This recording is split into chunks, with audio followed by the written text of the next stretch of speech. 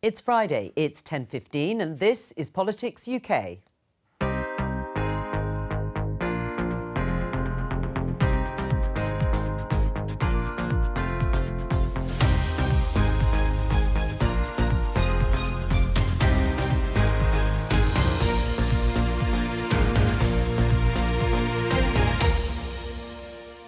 Welcome to your weekly roundup of parliamentary highlights. I'll be joined by correspondents in Edinburgh, Cardiff and here in Westminster by our parliamentary correspondent Sean Curran.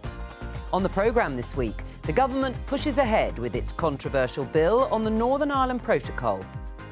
Our priority as the United Kingdom government has to be political stability within our own country.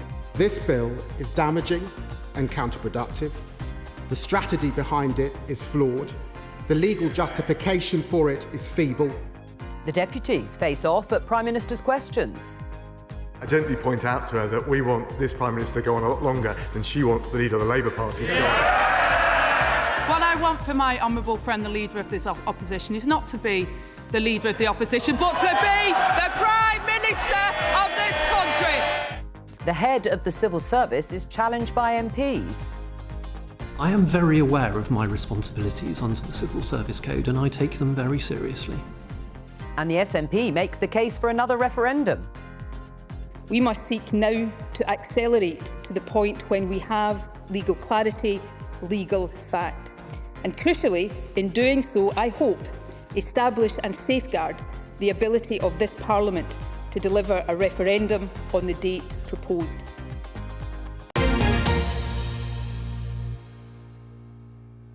Sean, the Northern Ireland Protocol, as we heard there in the headlines, was back on the agenda this week. The bill passed its first stage in Parliament on Monday, but there was criticism from both sides, including from the former Prime Minister, Theresa May. Yeah, we're talking about the post-Brexit arrangements for Northern Ireland, part of the deal that Boris Johnson negotiated with the EU.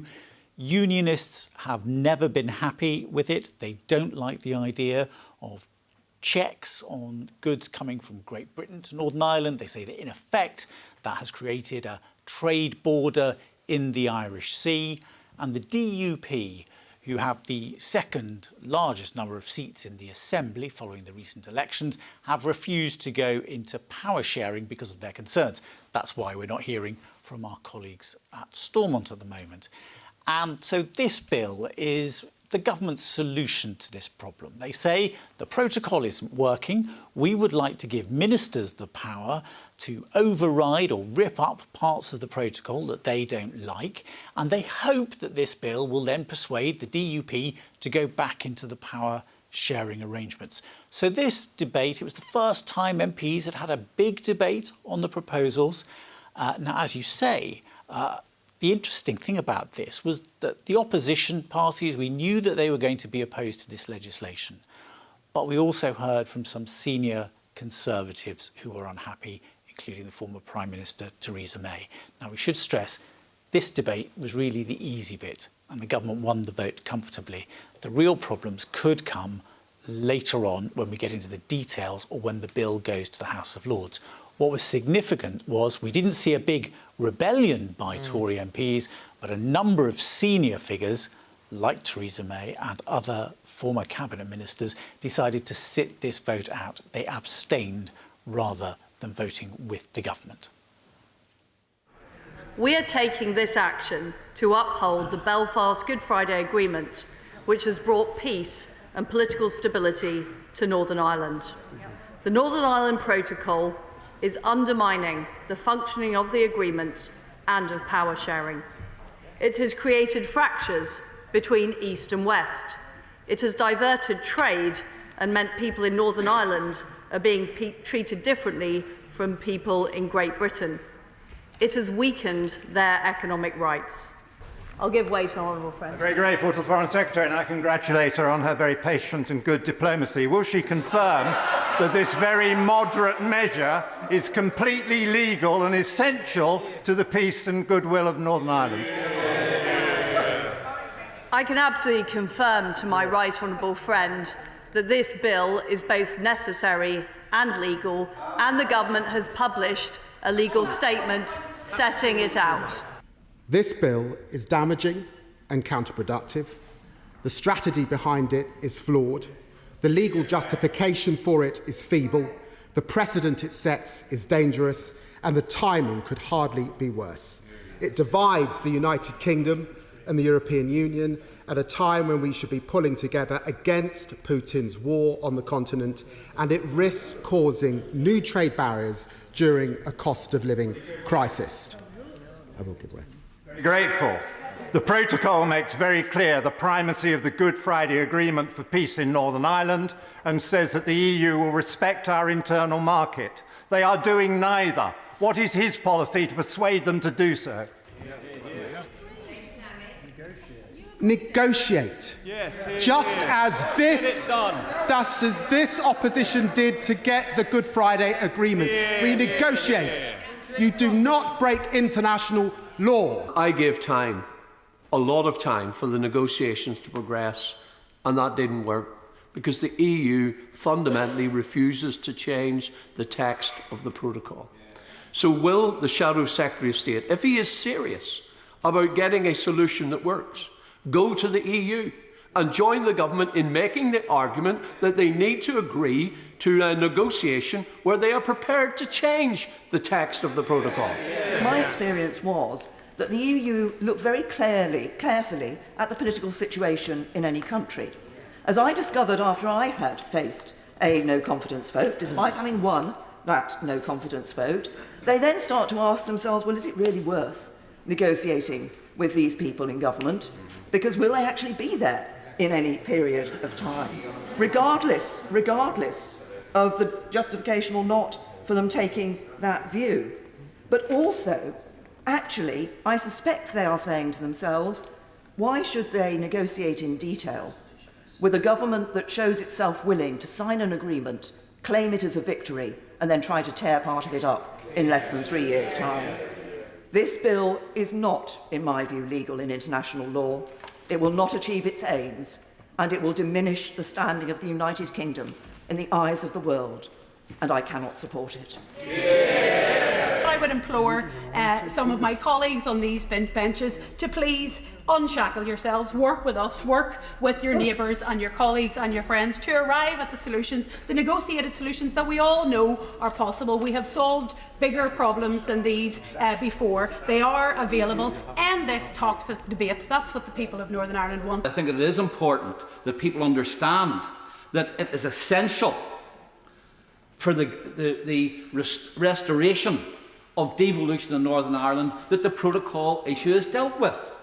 Because the very basis of devolution in the Belfast Agreement is destroyed by the protocol. Some members have been lauding the words coming from the leader of the DUP today, but listening to it carefully, and you read it in Hansard, it's full of ifs, buts and maybes, and it does not commit to returning to the executive any time in the near future if you read those words very, very carefully. I'm sure Sean will be revisiting that debate time and again. On Tuesday, it was announced that the Metropolitan Police would be placed in special measures. It was quite a dramatic announcement following a series of scandals involving the force. What did the Minister for Policing have to say about it? This is a very big moment for the Metropolitan Police. And, of course, it's not just the police force for London. It also has a number of national policing responsibilities. Now, this was quite a controversial statement from the Policing Minister, Kit Malthouse. Not least because during the course of his statement, he criticised the Mayor of London, Labour's Sadiq Khan, and basically said he should share some of the blame. But what added to the controversy was the fact that there's a kind of convention, I suppose, in Parliament, that when a minister's going to come and make a statement, a few minutes beforehand, his opposite number on the opposition benches gets a copy of the statement. Well, that happened. But the copy of Kit Malthouse's statement, which the opposition got, did not include the criticism of Sadiq Khan. So that reopened an extra row, and it did make it a pretty party political exchange about what is, as you say, a really big issue. The public put their trust in the police and have every right to expect the country's largest force to protect them effectively and carry out their duties to the very highest professional standards. They expect them to get the basics right. While very many Metropolitan police officers do exactly that, it is clear that the service is falling short of these expectations and that public confidence has been severely undermined. Now, Madam Deputy Speaker, is not the time for the Mayor to distance himself from the Met. He must lean in and share responsibility for a failure of governance and the work needed to put it right. Over the last 3 years, this government has overseen the largest funding boost for policing in a decade, and we are well on the way to recruiting an extra 20,000 police officers nationally, with 2,599 already recruited by the Metropolitan Police, giving them the highest ever number of officers. By contrast, as many Londoners will attest, the Mayor has been asleep at the wheel and is letting the city down. The list of failings from the Inspectorate makes for grim reading and goes way beyond those more high-profile cases. Performance falling far short of national standards, a barely adequate standard of crime recording, and the quality of basic supervision to officers. All of this has undermined public trust, and we all have a role to play in building that trust back up. And as the Mayor of London has said, the first and crucial step for the new Commissioner will be to start rebuilding trust and credibility in our communities. But, Madam Deputy Speaker, the Minister's announcement about what needs to be done is incredibly weak. He talks about support for victims, but where is the victims' law the government has been promising for years, when we know there's a massive increase in the number of cases collapsing because victims drop out across the country on his watch? This is Sadiq Khan's second term of office. He has said that he has long known the problems of the Met. So what has he done about it? That he has undertaken one tangible act, and that is to bully the police commissioner into resigning. And that left a vacuum of leadership, and we are still without a commissioner in London. Nothing in the Inspectorate's report will come as a surprise to London MPs, because in one way or another, they have dealt with these types of issues, and they have affected our constituents.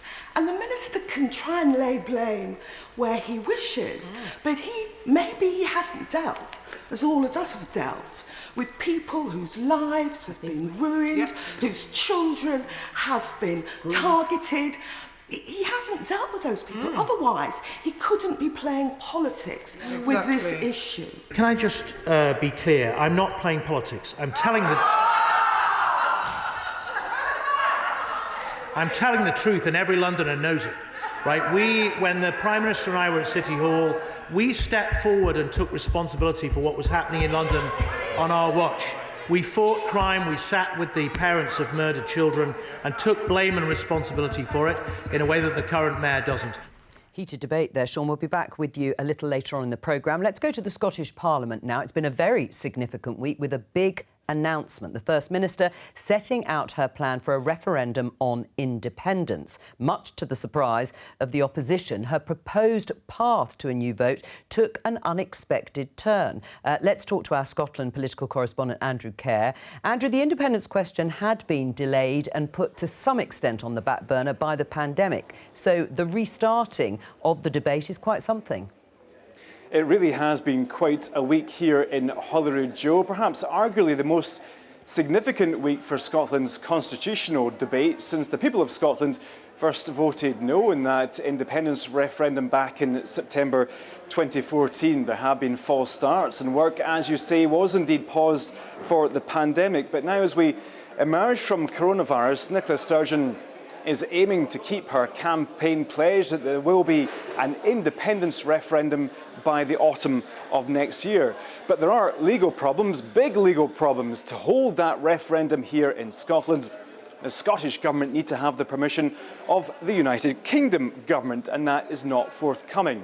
So on Tuesday, Nicola Sturgeon announced her preferred date for the fresh referendum, the 19th of October 2023, and she set out her proposed route via the Supreme Court to see if Holyrood could indeed hold a legal referendum without the permission of the UK Government. Let's now take a little bit of time to see how the First Minister set that out.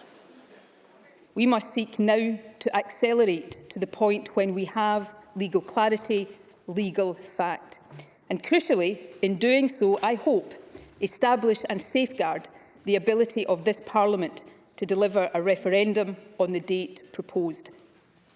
Presiding Officer, it is to this end that some weeks ago I asked the Lord Advocate to consider exercising the power she has under paragraph 34 of Schedule 6 to the Scotland Act to refer to the Supreme Court the question of whether the provisions in this bill relate to reserved matters.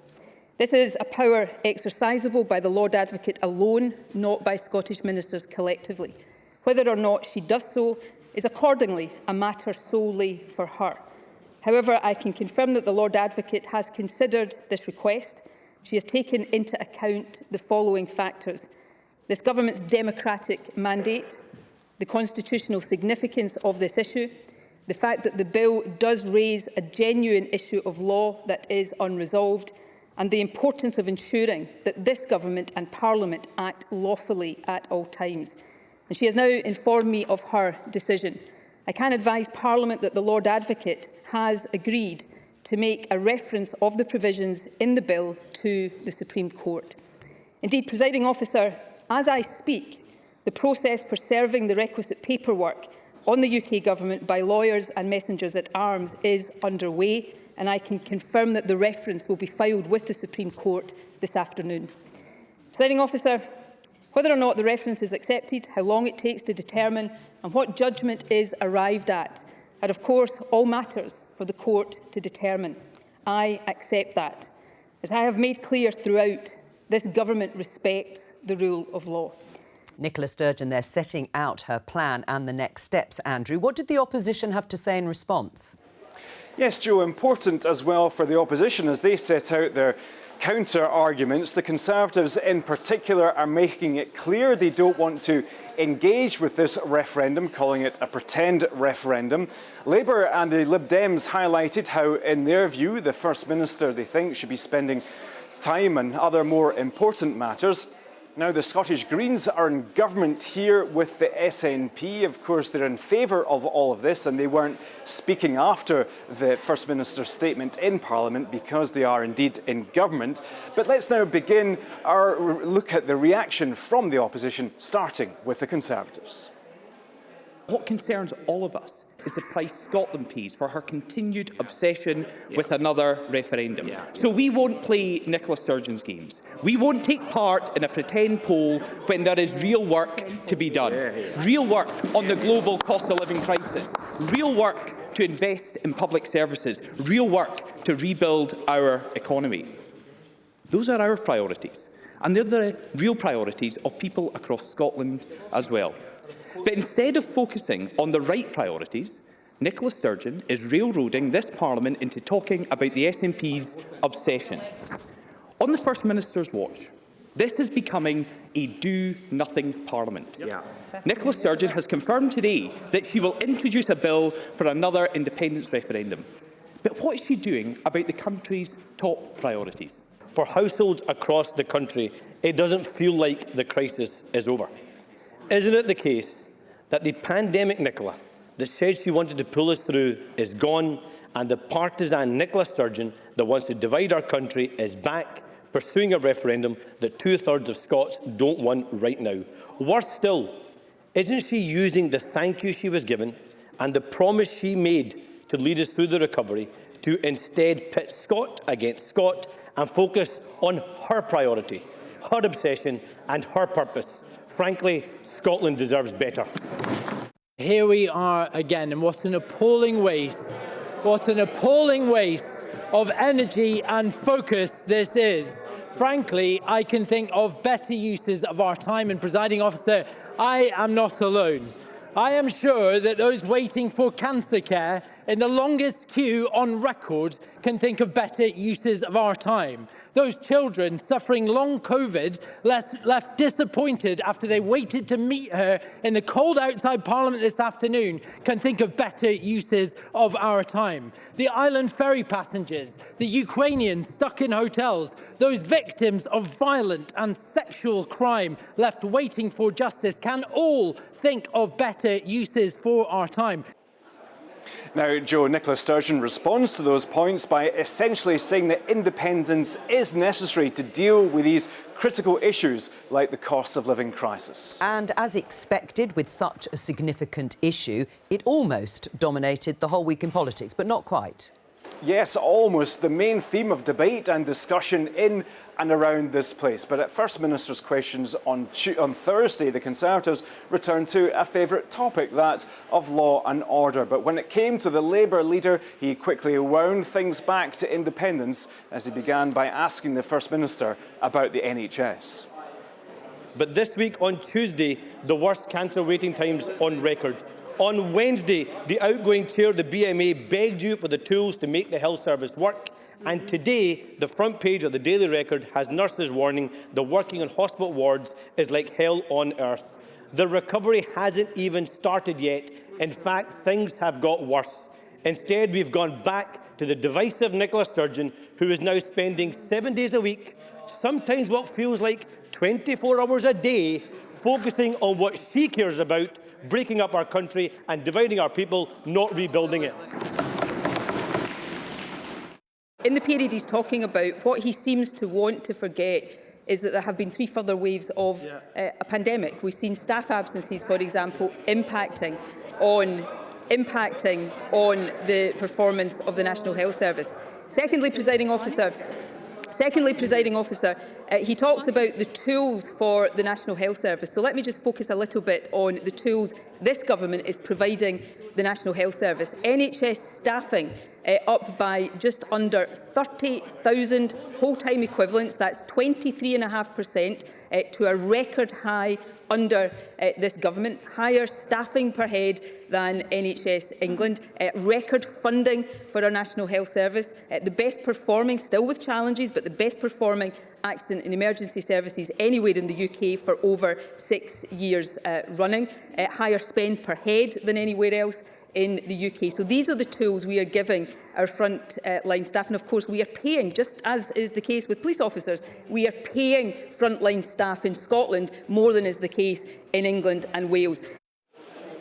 And that's it for this session of the Scottish Parliament. MSPs are now on their summer break, returning at the start of September. The Scottish Government will publish more documents on independence throughout the summer. Unlikely to be a long, hot summer here in Scotland, though, as that fiery debate on the Constitution continues. Yes. Yeah, well, plenty to talk about there, Andrew, after a very busy week. Thank you. Andrew Kerr there, our correspondent at Holyrood. Our parliamentary correspondent, Sean Curran, is still with me. It was the turn of the deputies at this week at Prime Minister's Questions, as we saw. Boris Johnson was in Madrid for the NATO summit. He'd been in Germany for the G7. It was quite feisty, wasn't it, between the Deputy Prime Minister Dominic Raab and Labour's Deputy Leader Angela Rayner. What came up? Yeah, very different mood in the House of Commons on Wednesday. In many ways, kind of a lighter mood. Both sides seemed slightly more cheerful than they normally do. I guess, you know, whether it's Westminster or the West End, the show must go on. So you call on the understudies and they get to show people what they're capable of doing. And sometimes these sessions are more feisty than the usual because there's perhaps an opportunity for someone to audition almost for a future role. Now, it was interesting because Angela Rayner decided to pick up on some comments that Boris Johnson made at the end of last week when he said he was actively thinking of a third term, something that would put him in Downing Street until the 2030s. Was he joking? Was he just trying to wind everybody, including the opposition, up? Who knows? But Angela Rayner took it as her theme, and it allowed her to frame a series of connected questions to the Deputy Prime Minister. Mr Speaker, this week the government lost 2 by-elections in one day, the first in 3 decades. It's no wonder that the Prime Minister has fled the country and left the honourable member to carry the can. The people of Wakefield and Tiverton held their own vote of no confidence. The Prime Minister isn't just losing the room, Mr Speaker, he's losing the country. But instead of showing some humility, he intends to limp on until the 2030s. So does he think the Cabinet will prop him up for this long? Deputy Prime Minister. I thank the Right Honourable Lady. I gently point out to her that we want this Prime Minister to go on a lot longer than she wants the leader of the Labour Party to go on.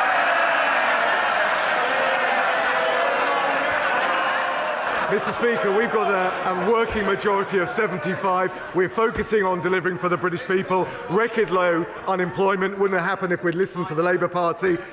More policing, tougher sentencing in force this week. Police, courts, Crime and Sentencing Act. She voted against both, so did the Labour Party. And we'll protect the public from these damaging rail strikes when we've got the scene of Labour front benchers joining the picket lines. Mr. Speaker, here we go again. But the truth is, what I want for my honourable friend, the Leader of this opposition, is not to be the Leader of the opposition, but to be the Prime Minister of this country. And to be honest, Mr. Speaker, it couldn't come quick enough. Britain can't stomach this Prime Minister for another 8 years. His own backbenchers can't stomach him for another 8 minutes. And if they continue to prop him up, Mr. Speaker, I doubt the voters will stomach him for even 8 seconds in the ballot box. We're cutting taxes next month on national insurance, £330 million.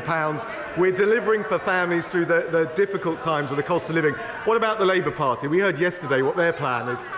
Their plan is no plan. The leader of the Labour Party said he's wiping the slate clean. He's starting from scratch. He's only been in the job 2 years. So Tony Blair, who's actually got some experience of winning elections, says there's a gaping hole in Labour's policy offer. And all the while, there's a smile creeping over her face. All the while, she's revelling in it. This is a man who once said high levels of government taxation was hurting UK competitiveness. Now he's backing the Prime Minister who wants to put taxes up 15 times. At this rate, Mr. Speaker, working people will be paying £500 billion more in tax by 2030. Yeah. How high does he think the burden on working people should get before he says enough is enough? She talks about working people. She talks about working people. She talks about working people. Where was the Right Honourable Lady when the comrades were on the picket line last Thursday? Where was she when the Labour front bench were joining them rather than standing up for the public? She was at the Glyndebourne Music Festival, sipping champagne, listening to opera. Champagne socialism is back in the Labour Party. As you said, Sean, plenty of panto there for everybody to enjoy. In the Lords this week, there were questions over the forthcoming online harms safety bill. What were they discussing? Yeah, that's a big piece of legislation. The government has this ambition of making the UK the safest place in the world for people to use the internet. The bill's going through the Commons at the moment. It hasn't reached the Lords yet. So this debate was a kind of a preview, an opportunity for peers to really highlight some of their concerns. And it was prompted by the former Culture Secretary, the Conservative Nicky Morgan. Now, if you shop online, you've probably had that experience where you buy something and then the next time you go on the website, it is suggesting something else for you. It's making recommendations based on what you've searched for or what you've bought. And Nicky Morgan, Lady Morgan as she now is, was concerned about what she called suicide products. And she was saying that some retailers were using these systems to push suicide-related materials. Her Majesty's Government recognises the gravity of this issue and is investing in suicide prevention through the NHS long-term plan. The Advertising Standards Authority already regulates adverts containing references to suicide. The Government is considering how to tackle illegal and legal consumer harms associated with the contents, targeting and placement of online advertising through the Online Advertising Programme. As my friend knows, I'm a great supporter of the forthcoming online safety bill, but as we've discussed, it's not going to regulate all harmful content online. When a particular and well-known suicide manual is searched for on Amazon, the site's algorithmic recommendations then specifically suggest material that can be used or easily assembled into a device intended to take one's own life. If this isn't going to be regulated as harmful content via the online safety bill, then how can this sort of harm be regulated? The online safety bill will empower users to know what companies' policies are and to know how to assert their rights to make sure that they can be safe online. There are disturbing reports of TikTok users adopting the term unalive as a means of promoting suicide content, whilst others use shorthand hashtags like #ED for eating disorders as a means of getting round censorship. So can the Noble Lord the Minister tell the House whether the online safety bill will do anything to tackle this dangerous creativity of social media users? And how will social media platforms be directed to take steps to deal with this as part of their duty of care? We know that algorithms play an important part in how companies operate their services, and companies will need to consider how these could cause harm and take steps to mitigate them. Assisting suicide is a criminal offence, and potentially conspiring to assist suicide is a criminal offence. So could my noble friend the Minister make sure that of all those statutory bodies involved, that they are really relating to the boundaries of the criminal law here that exists obviously today, that these companies should be ensuring that they're not assisting or conspiring to assist suicide? Well, my noble friend is right. There are existing criminal sanctions here, and content which encourages or assists suicide and therefore breaks the existing law will be covered as well by the safety duties providing for illegal content under the online safety bill. We want to ensure that this bill adds to the armoury that we have to prevent as many suicides as we can. A very serious subject, obviously, around the online safety bill. Sean, thank you very much. More from you later on. Let's go to Cardiff and talk to our Wales political correspondent, James Williams. James, can you tell us what's been happening this week in the Welsh Parliament in light of the Scottish Government's plans for an independence referendum? The issue of Welsh independence was raised at First Minister's questions. Yes, it was, Joe. Plaid Cymru's leader arguing that the contempt with which the UK government, those are his words, holds devolution, for example, a recent plan to scrap a Welsh law around trade unions, requires a stronger response from the First Minister than just words of condemnation. Plaid argues, as you might expect, that the UK government's attitude towards devolution strengthens the case for Welsh independence, and also said, look, if the Supreme Court decides that the Scottish government can legally hold an independence referendum without the UK government's consent, then that would provide a path towards Wales holding its own vote. Here's some of that exchange. You consistently said that the United Kingdom must be a voluntary union. Now, do you agree there needs to be a clear and legally secure route for the nations of the UK to choose their constitutional future, Scotland and Wales? And isn't one of the options to us in response to by the decision of the UK government to nullify our democracy, and surely that is a change that we have to recognise, the context is changing, is to request the power for a referendum on the future of our democracy? I've always argued, and I've got into trouble for it from time to time, that if the people of any constituent part of the United Kingdom vote for a referendum on their future, then they should be allowed to hold that referendum. And I think that will be the case in Wales as well. If a party that stands for that at an election wins a majority of votes in Wales, then of course that referendum should happen. But that hasn't happened here in Wales, and until it does, I think the case that the member makes is fatally weakened.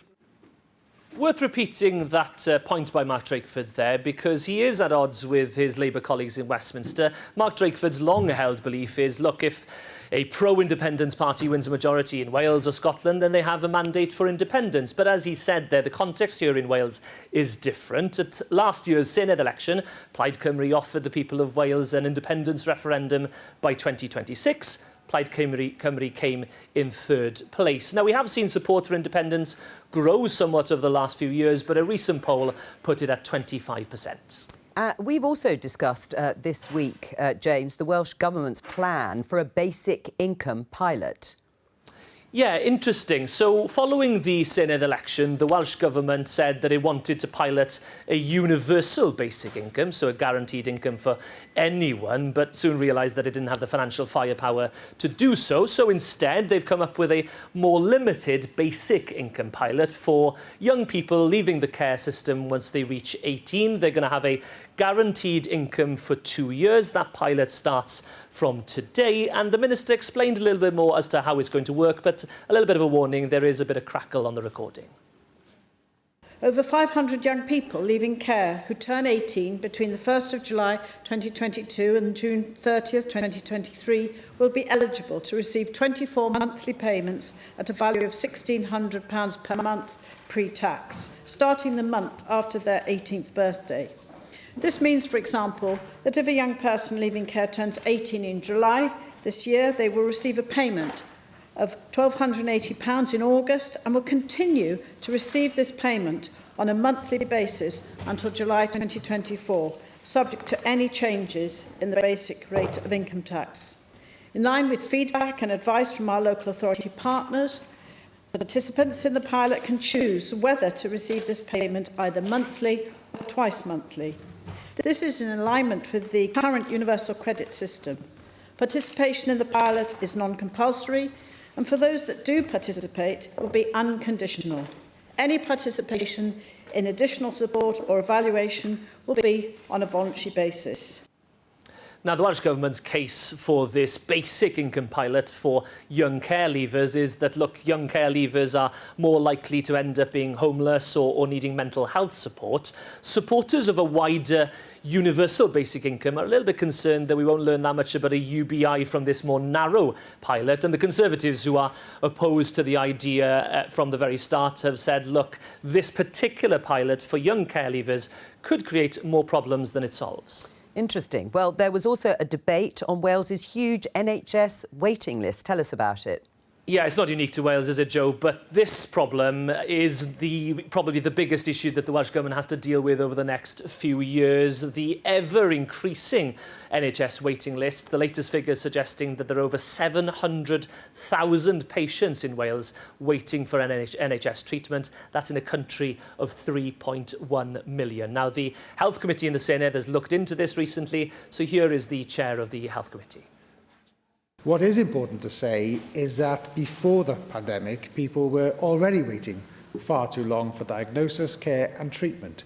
COVID has of course, made the situation worse across all specialities and all stages of patient pathways. It is frequently said that the equivalent of 1 in 5 people in Wales are on a waiting list for diagnosis or treatment. Behind those numbers are, of course, individuals whose daily lives and potentially those of their families, friends and carers are being affected by delayed diagnosis or care. Now, the Health Minister responded by saying that a plan that she published back in April is already bearing some fruit, that the NHS has some milestones to hit over the next few years, but she conceded, look, it's going to be really tough. Thank you very much to you, James Williams, there at the Senedd. Welcome back to Sean Curran. The Cabinet Secretary, Simon Case, spoke to MPs in a rather uncomfortable session on the Public Administration and Constitutional Affairs Select Committee this week. Now, it's the first time, I think, he'd spoken in public since the famous Sue Gray report was published. What did you make of his appearance, Sean? It was interesting. We are used to the Cabinet Secretary, the head of the Civil Service, appearing before committees. They often have a challenging time. They face a lot of questions. But they normally succeed, I would say, in batting off questions. They're normally very kind of calm affairs, really. They're an attempt, perhaps, to make sure there aren't very many news stories or headlines coming out of them. Simon Case's appearance was a bit different. This was the committee which, only a few weeks before, had given Lord Geit, who was then the ethics advisor to the Prime Minister, quite a hard time, and soon afterwards Lord Geit resigned. Simon Case, at times, was quite emotional, and he certainly looked as though he was quite angry at some of the questions. He was pressed several times about ethics issues and how he dealt with them, and he was also asked by the Labour MP John McDonnell about allegations that when he was Foreign Secretary, Boris Johnson had suggested that Carrie Simons, who is now, of course, Mrs Johnson, could be appointed to a senior role in the department as his Chief of Staff. Now, that has been denied, and this was the first opportunity the MPs had had, really, to cross-examine somebody about this who was at the the heart of the matter. You might remember that when Boris Johnson was asked about it at Prime Minister's questions, he didn't really engage at all. So here they had a witness who was going to be put on the spot, and that's what John McDonnell did. Have you investigated those allegations? No, we haven't investigated those allegations. Why not? Because Lord Geidt, who you've praised to high heaven today, has said this is ripe for investigation. I'm not sure there was a direct quote, actually. Well, there's certainly inverted commas here. All right, I'm not. So I read it to you. Lord Geidt believes allegations that Boris Johnson tried to appoint his future wife to a plum and good, in quotes, could be ripe for investigation. The Telegraph can reveal. Sorry, but apologise. I'm not sure that necessarily is a direct quote from Lord Geidt, actually. It's certainly in inverted commas. Whether it was a direct quote or not, it's a matter of public. Isn't this sufficient for you to warrant an investigation? Well, so this is where we get into the processes that exist. An investigation under the Ministerial Code, under the current rubric, can only be authorised by the Prime Minister. Is he not keen? Sorry? Is he not keen? I think these are questions that obviously need to be directed to the Prime Minister. Haven't you any responsibility as one of the most senior civil servants in government to uphold standards at all? I am very aware of my responsibilities under the Civil Service Code, and I take them very seriously. Yet here we have the potential breach of some of basic standards by someone in high office. Yep. And a former ethics advisor has actually think this is ripe for investigation. And you haven't even raised it with the Prime Minister? That is not what I said. I said I'm not commenting on my private conversations with the Prime Minister. And I've also told you that I take my responsibilities very seriously. I have throughout my career, and I continue to do that. There are juxtapositions and there are challenges that we have to manage. I have to I take my responsibilities very seriously for upholding the Civil Service Code. I am not going to go into the private conversations that I've had with the Prime Minister. Well, we all have a cross to bear. Moving on to Downing Street parties now, it's been reported that 126 fines were issued. How many of those were civil servants, please, Mr Case? The Met haven't released the information either publicly or to us about who was fined. I think it was 83 individuals. We don't have a full picture about who they were, not least because many of the people we think have left government employment. I can only echo some of the words that the Prime Minister has used. Mistakes were made, boundaries weren't observed. Some of the conduct that's described in Sue Gray's report would be horrifying in any setting. I think that people have let themselves down. People have apologised. It's a very difficult, and I've worked in and around Downing Street for a good deal of the last 15 years. I've always been very proud to work in those organisations. Through a lot of this period in COVID, and I still remain deeply proud of what those same, some of the people who were sort of caught up in these events, or those same people who worked unbelievably hard in the national interest during the pandemic. Well, a difficult session there for Simon Case. Thank you very much, Sean, for joining me today. And that's all we have time for Politics UK this week. I will be back with you on BBC Two at the earlier time of 10:15 on Monday with Politics Live. And Politics UK will be on at 11:45 next Friday. From all of us here, bye-bye.